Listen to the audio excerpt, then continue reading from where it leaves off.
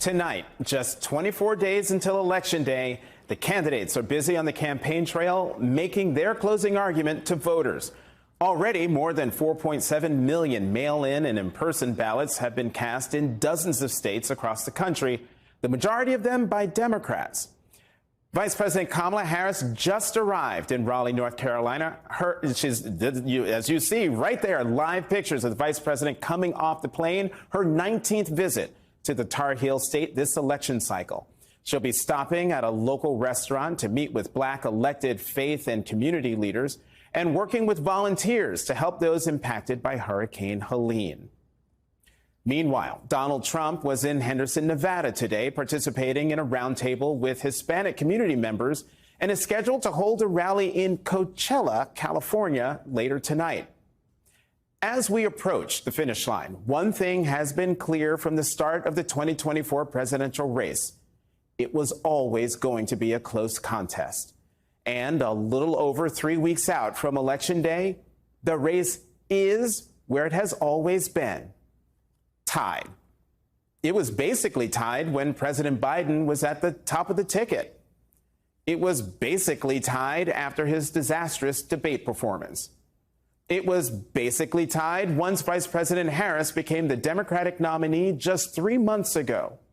And if you look at the latest national polls and those of the battleground states, it's basically tied now when you take into account the margin of error.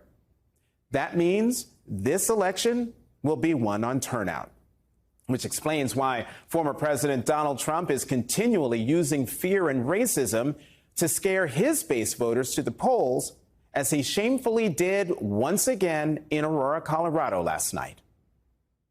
It's the enemy from within, all the scum that we have to deal with that hate our country. That's a bigger enemy than China and Russia. This election will be won on turnout, which explains why former President Barack Obama is doing everything he can to bolster support for Vice President Harris, and especially from a surprising group of voters, Black men. You see, President Obama speaks sparingly, so when he does, as he did at a Harris campaign office in Pittsburgh on Thursday, it's for a reason and for a purpose. He told the staff and volunteers gathered for an African-American phone bank that reports of lagging enthusiasm, particularly among Black men that he himself was hearing about from folks across the country, concerned him. Obama not only dove right into the misogyny of it all, he also gave them the rhetorical ammunition needed to beat back this nonsense. Part of it makes me think that, well, you just aren't feeling the idea of having a woman as president. And you're coming up with other alternatives and other reasons for that. And I think anybody you are talking to in a barbershop, anybody you are talking to in your house, in your family, at church, who is coming with that kind of attitude, I think you have to ask them, well, how can that be? Because the women in our lives have been getting our backs this entire time. They've been raising us and working and having our backs. And when we get in trouble and the system's not working for us, they're the ones who are out there marching and protesting. And so now you're thinking about sitting out or even supporting somebody who has a history of denigrating you because you think that's a sign of strength, because that's what being a man is, putting women down. That's not acceptable. That's not it. This shouldn't even be a question. And just how urgent this message is came this morning by way of a new New York Times poll of Black voters. At 78%, Vice President Harris still enjoys overwhelming support, but that's down from the 90% President Biden won in 2020. And among black men, Harris stands at 70%, but that's down from Biden's 85% in 2020. The very idea that Donald Trump could pull in 20% of the black male vote, despite what he did to the Central Park Five and what he promises to do with a day of violence for the police and a return to the de facto racial profiling of stop and frisk, is mind-boggling. But I take it seriously because the race is tied. This election will be won on turnout. And in battleground states like Pennsylvania and Michigan, not one vote can be taken for granted. Joining me right now, we have Jen Psaki, host of Inside with Jen Psaki on MSNBC. Thank you for sticking around, my friend. Thank you. And I'm following Mark Murray, who knows so much about all of the numbers, so I will do my best. I know. We all learn so much from him when he drops these polls. Let's get to 23 days until the election day. So this new poll shows Harris has lost some ground in the last month. Is the apparent drop expected, Jen, or is it concerning? I mean, a function of what the vice president is doing or not doing, or is it something Trump is doing? Well, look, first of all, if you're sitting on a campaign, you don't look at the national polls.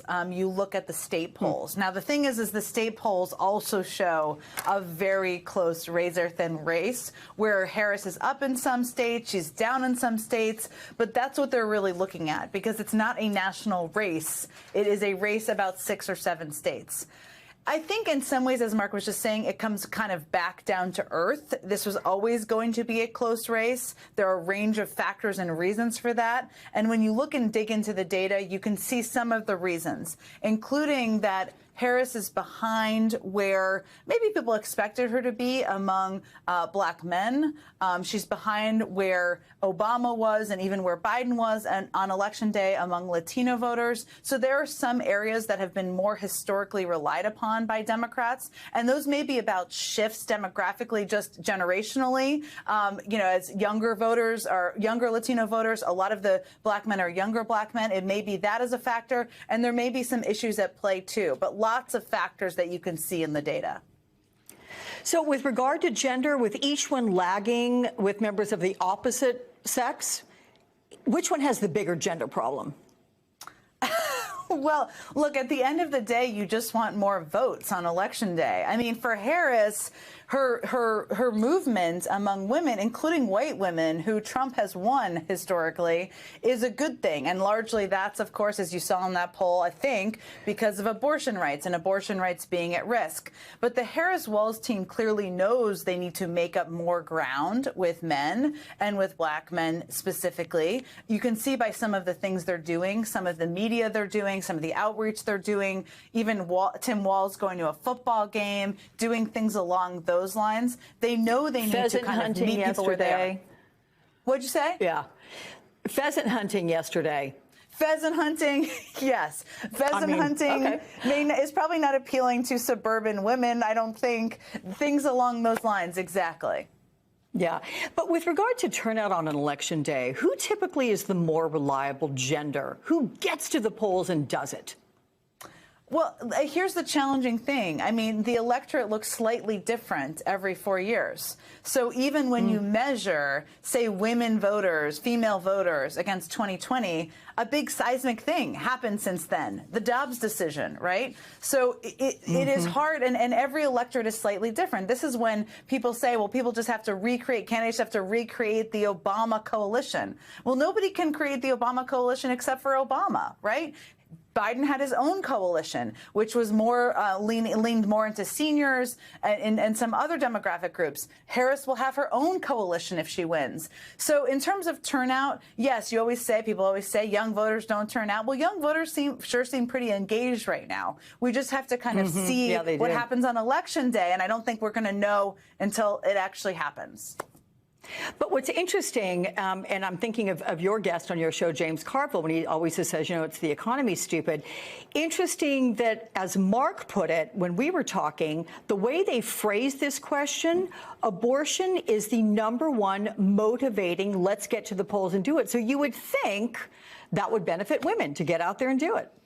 Well, it's definitely benefiting benefiting Harris and the Harris-Walz campaign as it relates to the shift of women and that gender gap in that regard. So there's no question about that. Also, for younger women, this is obviously an issue. It's not just an issue for younger women, but certainly is a motivator. It's such an interesting way that question was asked, and I think is quite telling, because right now, in 3 weeks out, what they're trying to do if you're sitting on a campaign is get people to vote early, vote by mail, so you can bank those votes and not have to worry about them on Election Day. That's a big focus. What's the motivator for that? And then you're trying to get less likely voters, maybe people who vote in just presidential cycles, maybe people who never vote in special elections, these voters that don't even typically always vote in presidential elections. Those are people that you need to get out to expand your coalition and expand your vote total. And obviously, both campaigns are focused on that in different ways. I mean, I would argue Trump's strategy is a little different from Harris's. I think she's trying to expand the electorate, expand who's voting, pull over people, independents and others. Trump is like this, negative campaign where he's trying to kind of take Harris down too, take her down a peg, make it seem harder to vote, make it harder to vote. It's a bit of a different strategy. But yes, for the Harris campaign, I think it's definitely the focus, expanding the electorate, getting those less likely voters out. So we have Barack Obama, who campaigned for Harris in Pennsylvania last week. He's going to be in Arizona and Nevada this week. You've got Bill Clinton in Georgia today, as well as tomorrow. Will these events, Jen, move the needle? And if not, who can do that? Would it be maybe Michelle Obama, or is it really just up to the candidate herself? I mean, President Obama would love nothing more than to hear that his wife is more of a motivator than him, but she may be. Look, I think she's a phenomenal campaigner. He's a phenomenal campaigner, too. I don't know that it's a massively moving the needle as much as it's a motivator, right? And one of the things that President Obama is so good at, and I have been on the campaign trail with him for more events than perhaps anybody, is getting people to understand the urgency of the moment. And you heard him do that. And when he was on the trail on Thursday, you heard him have that specific warning to young black men who, whether it's sexism or disinformation or a view on an issue, he was speaking directly to that demographic and that group for a period of that speech. That is what he's very good at. Like, get off your couch, go vote now. I don't know that people should bet on it. And Bill Clinton's very good at that, too, that it's just going to swing the polls massively. It's not about that. It's about getting people to get off their couch and go vote in this moment and engage in the process. And here's what you're really good at, breaking this all down for us, my friend. Oh, thank you so much Alex. for your time. Always love talking Always to you. Always fun. So joining me now, Democratic strategist and founder of the National Voter Protection Action Fund, Don Calloway, and Republican strategist and MSNBC political analyst, Susan Del Percio. Hey, guys. Good to have you both back on a Sunday. So, Don, you first. We have today's new NBC poll, and it shows the race deadlocked. Harris's popularity has declined compared with a month ago after the huge boost she got when she became the nominee. How do you account for this? With 23 days to go, how can Harris fill in the blanks and address concerns voters may have? Well, I think she has to spend some time. The people who are going to vote for Kamala Harris are going to vote for Kamala Harris. They're highly educated. They regularly participate in the Democratic process, and they do pretty well from an income perspective. I think she's got to spend some time with disaffected communities. We're talking about, the black male vote, and a lot of that is happening on the lower middle class to poorer working class black communities. They are not going overwhelmingly for Donald Trump by any sense of the imagination, but she's got to shore up that segment of black and Latino men by having some strategic and targeted conversations about, hey, listen, this is what's in it for you. Barack Obama was not our messiah, and he didn't change the world for all of us. Some of that was because of Republican opposition. But listen, this is what's at stake.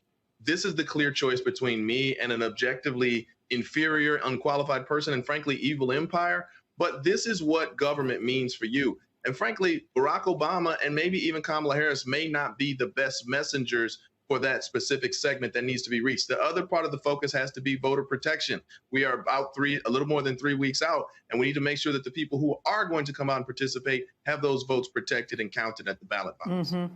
Yeah, I'm going to ask you about the Obama factor in a second, but I want to ask Susan this, because this poll finds Donald Trump's favorability. That is up 3 points since September. Even after that debate, most say he resoundingly lost. How do you explain this?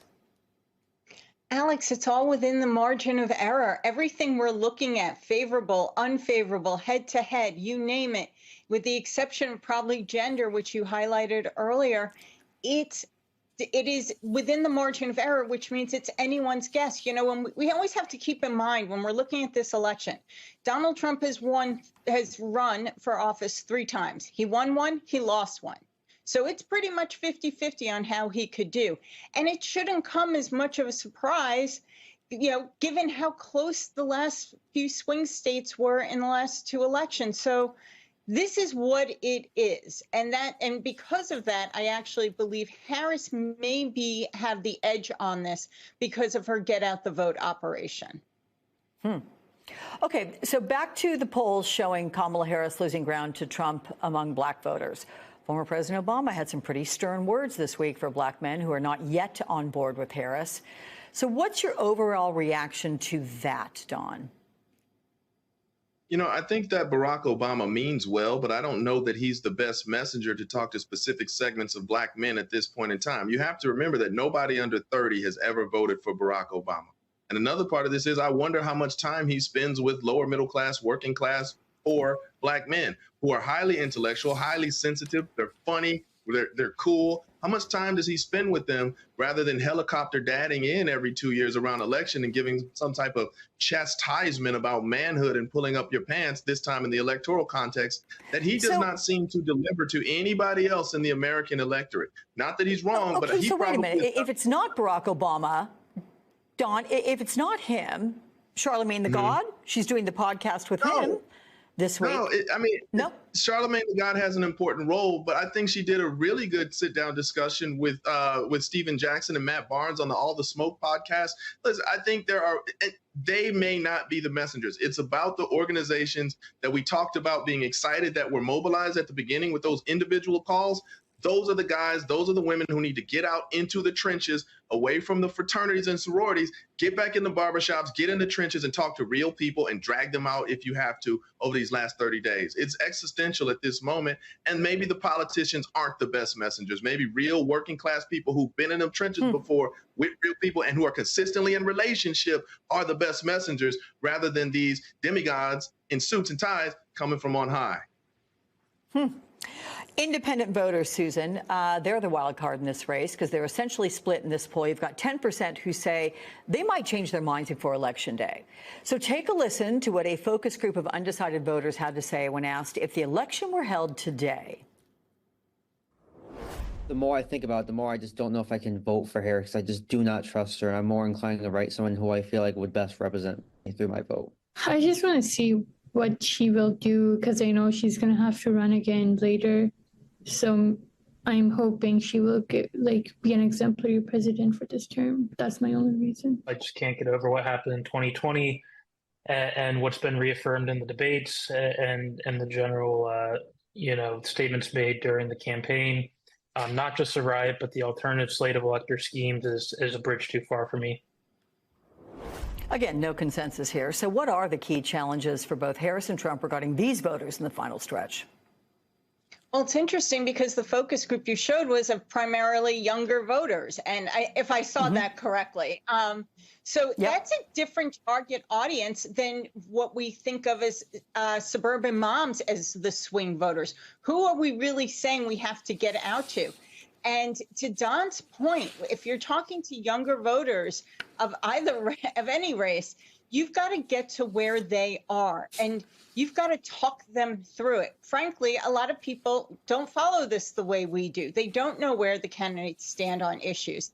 And again, it's all about that ground game. It's about the volunteers who've gotten involved since the announcement and really touching and bringing someone to the polling place. That's what changes elections on the margins.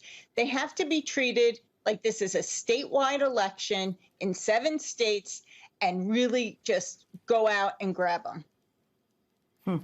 So, Dawn, there's been this cascade of articles warning the Harris campaign has plateaued. Her record-breaking cash haul could be bad news for her, and it warns of her challenges with mail voters, with Arab voters, swing state voters, and a lot more. And this new Washington Post article says the Trump campaign believes it is cruising toward victory. So is all the Team Harris worrying warranted? I mean, why aren't we seeing this kind of angst from Team Trump? I don't know anything about why anybody on the Trump universe of things thinks and acts the way they do. What I can tell you, and I will talk directly to anybody who would vote for Kamala Harris, she can lose this election. It is time to get in the streets and find your way to engage, and probably do so through the community organizations that we've relied upon for 100 years to build community. But if not, you are not affiliated with some organization, get your family out into the street and knock on some doors. It don't cost you nothing. Knock on the doors in your neighborhood and make sure that everybody comes out to vote. She can lose this election. I've spent time in Detroit this week, as well as Philadelphia. And the reality is that you can tell by the cadence of the ads that Republicans think they are peeling off just enough people to either not participate or vote for Trump. Kamala Harris can absolutely lose this election. And she will not lose, though, however, if committed people get out and make a hard push that's not going to be glamorous or fun these last 3 weeks. Susan, I don't have a lot of time for this, so I'm needing a quick answer about the unprecedented gender gap in this race. Trump is holding that town hall this week, focusing on issues impacting women with an all-female audience. Does Trump, a man found civilly liable for sexual abuse and responsible for overturning Roe v. Wade, really believe he's going to make inroads with women? I mean, will he? He just wants to say he's doing it. That audience is going to be packed. But the good news for Harris, if you want to take a little out of this on the gender issue, is that abortion is a top motivating issue, as Mark Murray pointed out at the top of the segment. And there is nationally more women registered and participating voters. It's just on the margins, but at least you have that. But this is just frankly, this is a joke what Trump's doing. Yeah. One thing I can say, it's going to be a long 23 days. I'll get through it with your help, guys. Thank you, Susan. Thanks, Don. I think we all remember how jarring it was to watch J.D. Vance stand on a national debate stage and refuse to say that Donald Trump lost the 2020 election. Well, if you thought that was bad and awkward to watch, get a load of this. Do you believe he lost the 2020 election? I think there's an obsession here with focusing on 2020. I'm much more worried about what happened after 2020. Yes or no? Okay. Did Donald Trump lose the 2020 election? Let me ask you a question. Is it okay that big technology companies censored the Hunter Biden laptop story, which independent analysis have said it cost Donald Trump millions of votes? Senator Vance, I'm going to ask you again. Did Donald Trump lose the 2020 election? Did big technology companies censor a story that independent studies have suggested would have cost Trump millions of votes? Senator I think that's Vance, the question. I'm going to ask you again. Did Donald Trump lose the 2020 election? And I've answered your question with another question. You answer my question and I'll answer yours. Every time he dodged that question, he got a little spicy and edgy there. We got another reminder of just how concerned we should be as we approach another election in just 3 weeks. Because 2020 was really just a dry run for what they intend to do this time around. I mean, if Trump loses, they'll once again say he won, obviously. And they will do everything in their power to invalidate a result they don't like. And if new comments from J.D. Vance yesterday about the transfer of power are any indication, they will try to gaslight us every step of the way. Look, this is very simple. Yes, there was a riot at the Capitol on January the 6th, but there was still a peaceful transfer of power in this country, and that is always going to happen. Donald Trump's committed to it, and so am I. Totally peaceful, everyone. Except for the whole violent coup at the Capitol that he failed to really acknowledge. Joining me now is former acting U.S. Solicitor General Neil Katyal, friend of the show, one of the favorites. It's great to see you. So let me just start here. I mean, those remarks from J.D. Vance are chilling over and over again, including saying there was a peaceful transfer of power. The vice president doesn't exactly have a technical impact in terms of certifying the election. But what are you, as you look at the potential here, what are you worried he could do? Well, I think Vance is a barometer for the Republican Party. And you know me, I'm normally a voice of calm, and I'm here not as a voice of calm today. I think that what the vice president said, what Donald Trump has said, what members of the Republican Party have said leads me to think there is a coming massive crisis that's going to occur on November 5th with the election, in which even if Kamala Harris wins the election and wins those battleground states, the Trump team is going to declare victory with J.D. Vance at his side, and they will pressure courts, they will pressure state legislatures, they'll pressure state governors, and they'll pressure the United States Congress to throw out the popular vote and get this election through shenanigan. Let's just break down each of the components that could have an impact here. I mean, Mike Johnson, the current Speaker of the House, played a role in 2020. No one knew who he was at the time. There is the Electoral Reform Act, which has been passed, but it's imperfect. What could he and others who are Trump acolytes do? Okay, so first of all, remember in 2020, Biden won 306 to 232, so electoral college votes. So when Trump challenged in various states, he had to run the table and win a bunch of states. He couldn't just win one. Right now, as the polls you were showing from at the top of the show showed, it may come down to one state. So Trump only needs to win and flip one place after November 5th in order to have an outsized impact on the election. Now, he can do that, as you're suggesting, in the United States Congress, because on January 6th, they are to count the votes. January 6th, 2025, not 2021. They're to count the votes. And yes, Congress has passed a new law called the Electoral Count Act of 2022, which is to restrict the types of objections Congress can make. But nonetheless, there's a lot of ambiguity in the law. And of course, the Republicans have shown they don't really care about the law. They care about raw power. And so if a simple majority of the House or the Senate say, hey, we don't trust this Michigan vote, or we don't like what happened in Pennsylvania, we don't think it's right, there was fraud, they can attempt to throw out that state altogether and swing the election by themselves and take the vote away from you and me, the American people. And that's what we should be thinking about right now. I wanted to talk to you about all of this because I think it's important for people to know what to watch for. So the other challenge, one of the other challenges is state legislatures, right? Which have become, the people who are Trump acolytes have become a bit more informed, more professional in some ways about this. What are you watching and where are you watching in terms of the state legislatures you're most worried about? Yeah, so I'm watching state legislatures because any under Republican control can try and do what they did in 2020 and pass a fake slate of electors and send it to Washington, D.C. State governors are now, under this 2022 Act, supposed to be in charge, not state legislatures. But the state governors could be in on it. You could have a partisan governor who says, I'm going to throw out the vote. And so the key point here is Trump may only need to win in any of these places: state legislature, state governor, maybe state election board or county election board, which is what Trump tried at Wayne County, Michigan in 2020, or the courts, or the U.S. Congress. He's got all of these different fora to play. And as you heard from J.D. Vance, if they can't admit that they that they lost in 2020, what makes you think, even with an overwhelming victory by Kamala Harris in 2024, that they'll acknowledge it? No, Katyal, you have so much expertise, Supreme Court, but I know you've been thinking about this a ton, and I know we'll talk about it more, and I look forward to doing that. So I really appreciate you talking to me about it today. Thank you so much. So many of Donald Trump's former cabinet members or senior advisors have sounded the alarm about what he was like in office that it's almost hard to even be surprised anymore. But this week, some comments from former Joint Chiefs Chairman Mark Milley, we've already been talking about it during the show. He's not exactly a lefty progressive, let me remind you, certainly did the job. I mean, in his new book, War, journalist Bob Woodward describes a conversation with Milley where he said this, quote, "No one has ever been as dangerous to this country as Donald Trump."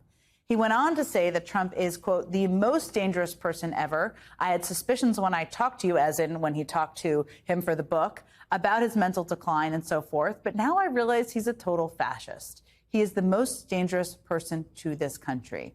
A fascist to the core," Milley repeated to Woodward. "I will never forget the intensity of his worry." Again, this is the former chairman of the Joint Chiefs of Staff, a man appointed by Donald Trump, who sat with him countless times in the Situation Room, a man intimately aware of the numerous threats facing our country, calling Trump the most dangerous person to this country. Just over 3 weeks until Election Day, voter registration is underway across the country. In fact, it's actually already closed in about half of states. By the way, check your state's registration deadline. Early voting has begun in a handful of states. Mail-in ballots are being sent out. All of this is to say the election is, in fact, underway. If you're a voter in Virginia, for example, you will receive a ballot that looks something like this. The choices before you will include Kamala Harris and his running mate Tim Walz, Donald Trump and his running mate J.D. Vance, and 4 other candidates, including Jill Stein, Cornel West, names you might not be as familiar with. So let's talk for a moment about these third-party options. The majority of Americans right now are dissatisfied with a two-party system. They want other party options. But historically, third-party presidential candidates have never been that successful in America. Let's look to history to understand. In 1992, Texas billionaire Ross Perot ran for president as an independent against Republican George H.W. Bush and Democrat Bill Clinton. Perot ran on a platform focused on economic reform and reducing the national debt, as well as political and congressional reform, and in opposition to the trade deal NAFTA. He ran a real serious national campaign. At one point, he was the leading candidate in a major national poll. He participated in all 3 national debates on stage with Clinton and Bush. He ran ads, he made speeches, and in the end, he won nearly 19 million votes. That's nearly 19% of the popular vote overall. That's a big deal. Ross Perot made the strongest third-party run since 1912, and he still didn't win one single electoral vote. Of course, Clinton ended up winning the election. He won the popular vote by just under 5 points. He won the electoral vote by a landslide. Many Republicans at the time blamed Perot for Bush's loss, saying he pulled votes away from Bush, though Perot's impact is still up for debate. But now, just weeks until Election Day, the 2024 race is tight and getting tighter, it seems. Lest we forget, President Biden won 4 years ago by winning key swing states by less than 1%. Trump did the same thing in 2016. And this race is shaping up to be just as close in entirely similar fashion. According to a recent Wall Street Journal polling, Trump and Harris are within 2 points of one another in 6 out of 7 swing states. That is well within the margin of error. Nationally, they are tied. This election may be decided by a handful of voters, in some cases by uncommitted and third-party voters. No matter your number one issue, no matter your key motivation for voting or not, whether it's reproductive rights or it's climate or a ceasefire deal or economic policy or immigration, no matter your motivation, understand that your voice, your vote is critical, at least this time around, and that there are really only 2 choices before you. Joining me now is the syndicated radio talk host of the Thom Hartmann program and the New York Times bestselling author Thom Hartmann. Dean Obeidallah also joins us. He's the host of SiriusXM's The Dean Obeidallah Show, and he's an MSNBC daily columnist. Good morning to both of you. Thanks for being with us. Tom, on Friday, the Democrats released an ad against longtime Green Party leader Jill Stein, saying that, quote, a vote for Stein is really a vote for Trump. Jill Stein is polling at about 1%, but in some of these battleground states, particularly Michigan, that could be decisive. Yeah, this is exactly what happened. And good morning, by the way. This is exactly what happened in 2016. In Michigan, Wisconsin, and Pennsylvania, the number of votes that Jill Stein got in each one of those 3 states was greater than Trump's margin of victory. So assuming that most of those votes would have gone for Hillary Clinton instead, had she not been on the ticket, Hillary Clinton would have become president. And now some of her people and apparently her as herself as well are kind of bragging, we're going to teach the Democrats a lesson. Apparently the lesson is, we'd like to have Trump for president. Right. Well, and it's worth mining that a little deeper. Dean, Harris continues to struggle to secure Michigan's very large Muslim and Arab voters, some of whom are still concerned that she hasn't done enough to articulate what she will do about the humanitarian crisis in Gaza. Harris has called for a ceasefire. Her voice, she continues to voice support for Israel, but voters can only vote, right? All they can do is cast a ballot or not cast a ballot. There are a lot of people who are saying they're either not going to cast a ballot for her, they might sit it out, or they might vote for Jill Stein. There were 2 recent polls, one by the Arab American Institute and another by CARE, the big Muslim group, Usually, Democratic presidential candidates, 2-to-1 support of Arab and Muslims. It's a different community, but there's an overlap, 2-to-1. This time, it's neck and neck. And you have Jill Stein among Arab Americans Muslim Americans getting big support. Arab Americans, there's more gravitating to Trump than I've ever seen before. It's neck and neck with Harris. But still, these polls show things can change, Ali. And they ask people questions. And if Vice President Harris would talk about not just empathy for the Palestinian people, but a policy change, that's what people want to hear. Like, I will enforce the Foreign Assistance Act that conditions military weapons that have to comply with international law. That's already our law. And saying you'll apply to Israel and everyone we give weapons to, we will no longer protect Israel completely in the UN. If they violate international law, we will allow them to be sanctioned. That little things, it's not turning your back on Israel, it's bringing it in compliance with international law. That could change it. It would animate people to come out and vote based on the polling. And I just spoke to Layla Elabed, the co-founder of Uncommitted, who their top priority is defeat Trump. So I want everyone to understand, the top priority of Uncommitted is defeat Trump. Some of them, though, are not going to vote for Harris. That's the other issue. She can get them, though. Tom, I come from Canada, where we have multiple political parties. There are some countries that have too many political parties. Italy has been a great example of that. Israel has been an example of that, where you can't sort of secure governance when everybody's always got a minority. That said, I'd like more political parties in America, but our structure is built around two parties, and that would need a certain amount of structural change so that a guy like Ross Perot, who got 19% of the vote, could get one electoral vote. At the moment, voting for a third-party candidate can only be thought of as a protest vote. Absolutely. The problem is that we got our system of government, our system of voting in 1789. And, it was the first time it had been done in thousands of years, and they didn't quite get it right. We have what's called first past the post, winner take all elections. And when you have that kind of an election system, and we're one of, I believe, 7 or 8 democracies in the world that have this, you end up with a two-party system. There's just no way around it. The solution to that was was developed in 1861 by John Stuart Mill, where he proposed proportional representation, where, say, if your party gets 12% of the vote, then they get 12% of the seats in Parliament. And the result of that is that you can have multiple political parties, and then you have to form coalitions and work things out. And there's a lot of negotiating going on, but it's far more democratic, and it really opens things up. The only way to do that in the United States would be with a constitutional amendment, which ain't going to happen. Right. Or the first way to do that, The second way to do that would be with a national instant runoff voting program, which the Green Party has frankly been pushing for years and has gotten in more than 100 American communities now, which is a great thing. But we don't have it nationally. So without instant runoff voting nationally, anytime you vote for a third party, you're basically voting against the party that you feel closest to. And that's the interesting part, Dean, that for a lot of the people you're talking to, for better or for worse, they are possibly feeling closer ideologically to the Democratic Party. They're thinking this is a protest vote, but it may just be a spoiler. And are people able to make that distinction when you talk to them about it?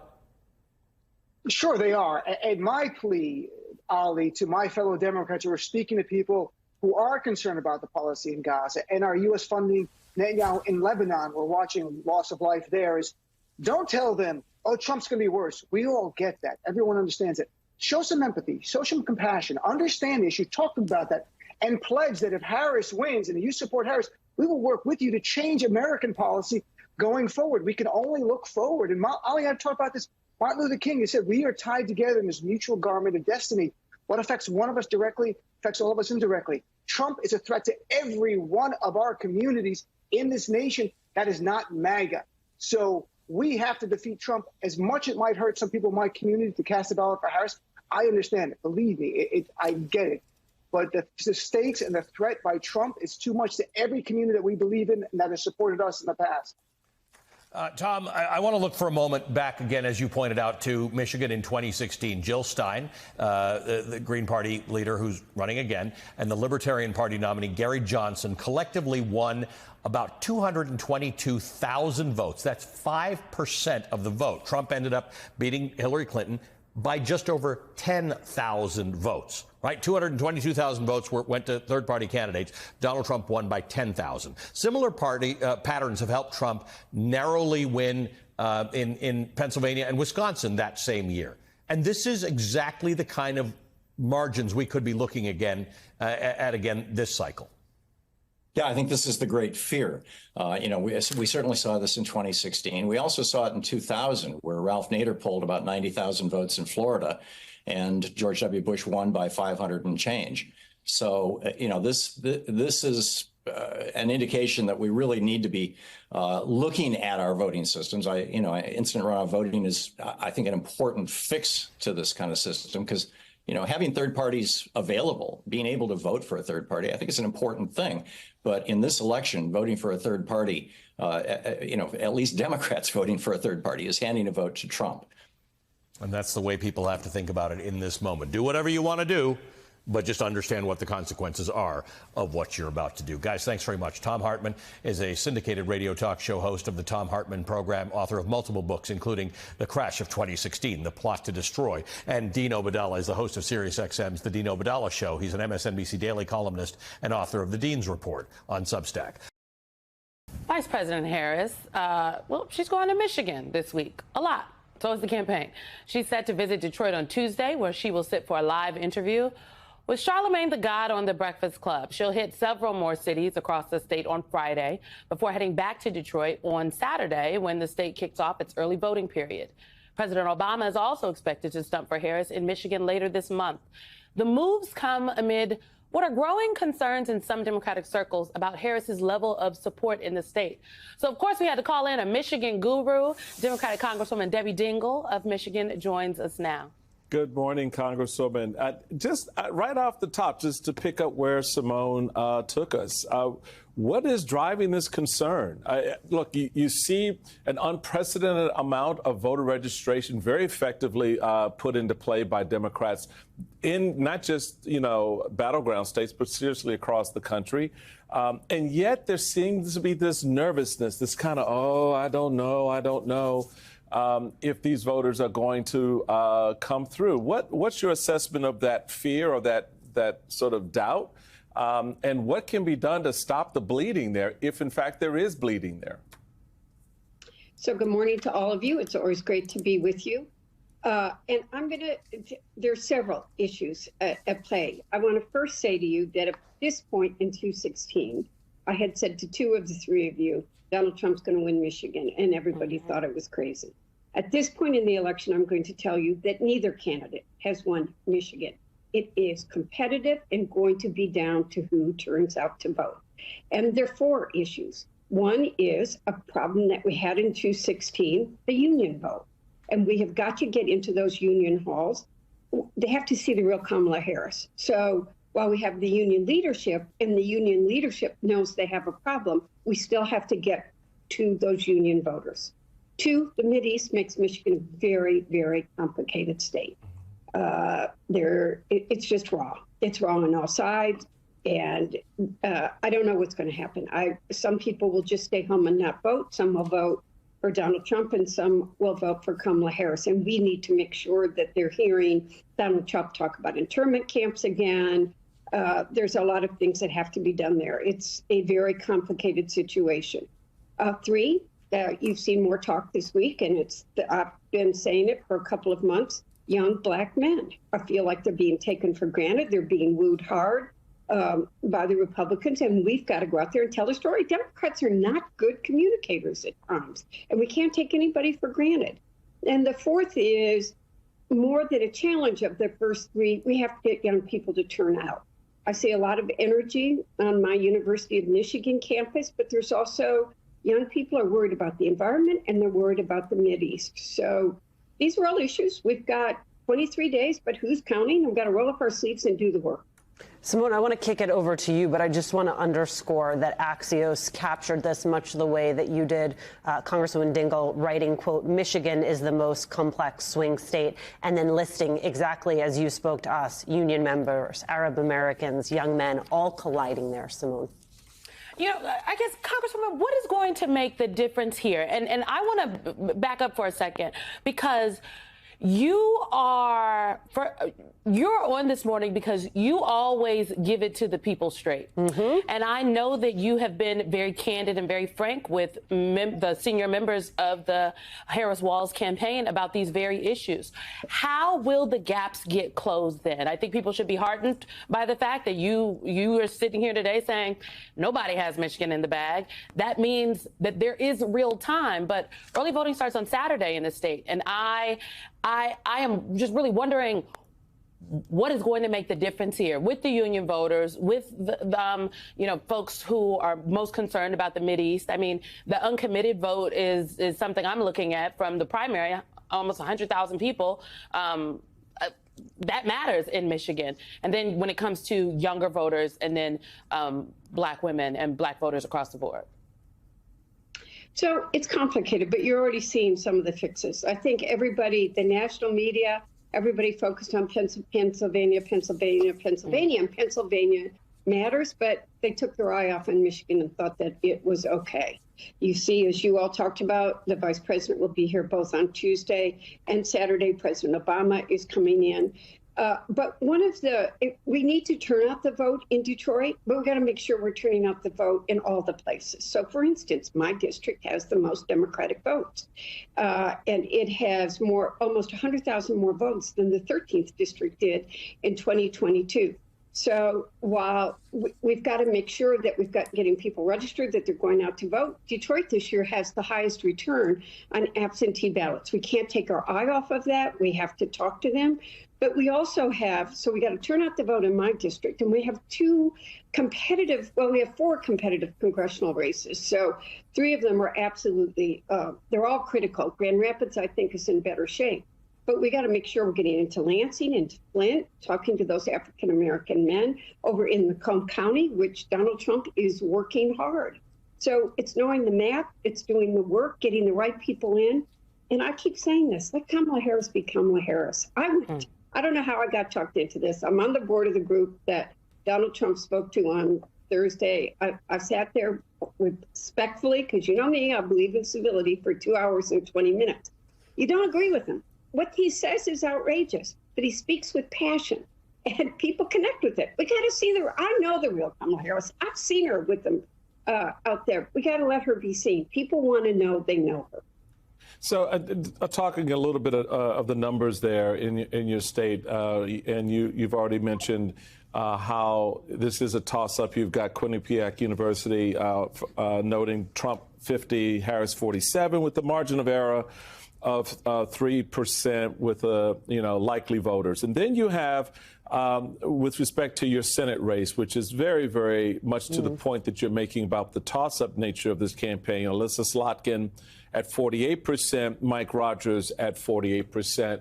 That, to me, is a very interesting sign to your first point, Congresswoman. How do you see, and you already referenced some of the congressional races, how do those down-ballot races actually help potentially the top of the ticket in terms of turnout and sort of the modeling that you do on the ground to get voters out for an Alyssa Slotkin or some of the congressional candidates?